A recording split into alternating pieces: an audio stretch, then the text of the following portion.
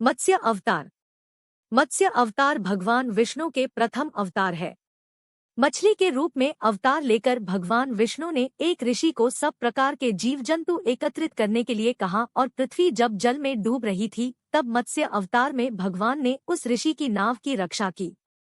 इसके पश्चात ब्रह्मा ने पुनः जीवन का निर्माण किया।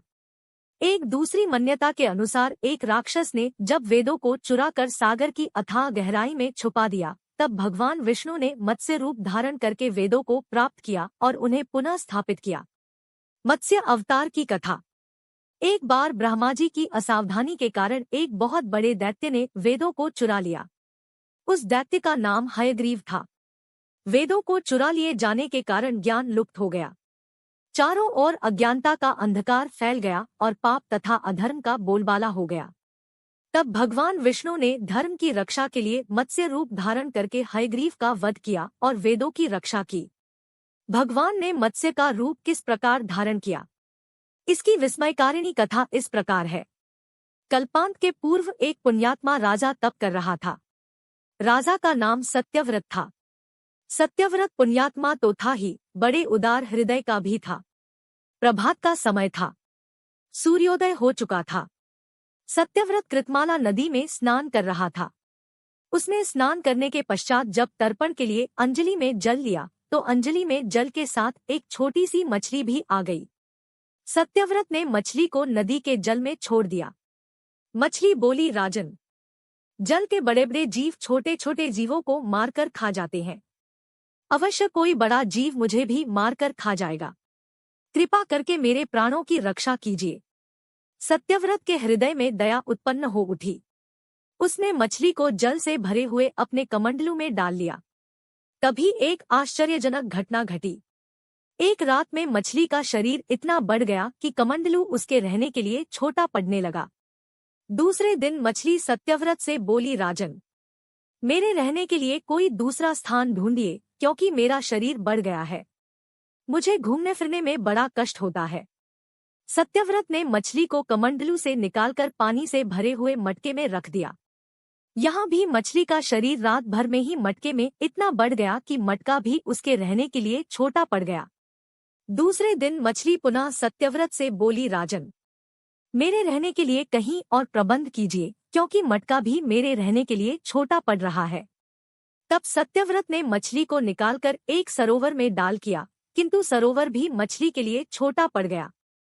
इसके बाद सत्यव्रत ने मछली को नदी में और फिर उसके बाद समुद्र में डाल दिया। आश्चर्य! समुद्र में भी मछली का शरीर इतना अधिक बढ़ गया कि मछली के रहने के लिए वह छोटा पड़ गया। आता मछली पुनः सत्यव्रत से बोली, राजन, यह समुद्र भी मेरे रहने के लिए उपयुक्त नहीं है। मेरे रहने की व्यवस्था कहीं और कीजिए। अब सत्यव्रत विस्मित हो उठा। उसने आज तक ऐसी मछली कभी नहीं देखी थी। वह विस्मय भरे स्वर में बोला, मेरी बुद्धि को विस्मय के सागर में डुबो देने वाले आप कौन हैं? मत्स्य रूपधारी श्रीहरि ने उत्तर दिया, राजन, हयग्रीव नामक दैत्य ने वेदों को चुरा लिया है। जगत में चारों ओर अज्ञान और अधर्म का अंधकार फैला हुआ है। मैंने हयग्रीव को मारने के लिए ही मत्स्य का रूप धारण किया है। आज से 7वें दिन पृथ्वी प्रलय के चक्र में फिर जाएगी। समुद्र उमड़ उठेगा। भयानक वृष्टि होगी। सारी पृथ्वी पानी में डूब जाएगी। जल के अतिरिक्त कहीं कुछ भी दृष्टिगोचर नहीं होगा। आपके पास एक नाव पहुंचेगी। आप सभी अनाजों और औषधियों के बीजों को लेकर सप्तऋषियों के साथ नाव पर बैठ जाइएगा। मैं उसी समय आपको पुनः दिखाई पड़ूंगा और आपको आत्मतत्व का ज्ञान प्रदान करूंगा। सत्यव्रत उसी दिन से हरि का स्मरण करते हुए प्रलय की प्रतीक्षा करने लगे। 7वें दिन प्रलय का दृश्य उपस्थित हो उठा। समुद्र भी उमड़कर अपनी सीमाओं से बाहर बहने लगा। भयानक वृष्टि होने लगी। थोड़ी ही देर में सारी पृथ्वी पर जल ही जल हो गया। संपूर्ण पृथ्वी जल में समा गई। उसी समय एक नाव दिखाई पड़ी। सत्यव्रत सप्तऋषियों के साथ उस नाव पर बैठ गए। उन्होंने नाव के ऊपर संपूर्ण अनाजों और औषधियों के बीज भी भर लिए। नाव प्रलय के सागर में तैरने लगी। प्रलय के उस सागर में उस नाव के अतिरिक्त कहीं भी कुछ भी नहीं दिखाई दे रहा था। सहसा मत्स्य रूपी भगवान प्रलय के सागर में दिखाई पड़े। सत्यव्रत और सप्तऋषि गण मत्स्य रूपी भगवान की प्रार्थना करने लगे। भगवान से आत्मज्ञान पाकर सत्यव्रत का जीवन धन्य हो उठा। वे जीते जी ही जीवन मुक्त हो गए। प्रलय का प्रकोप शांत होने पर मत्स्य रूपी भगवान ने हयग्रीव को मारकर उससे वेद छीन लिए। भगवान ने ब्रह्माजी को पुनः वेद दे दिए। इस प्रकार भगवान ने मत्स्य रूप धारण करके वेदों का उद्धार तो किया ही, साथ ही संसार के प्राणियों का भी अमित कल्याण किया।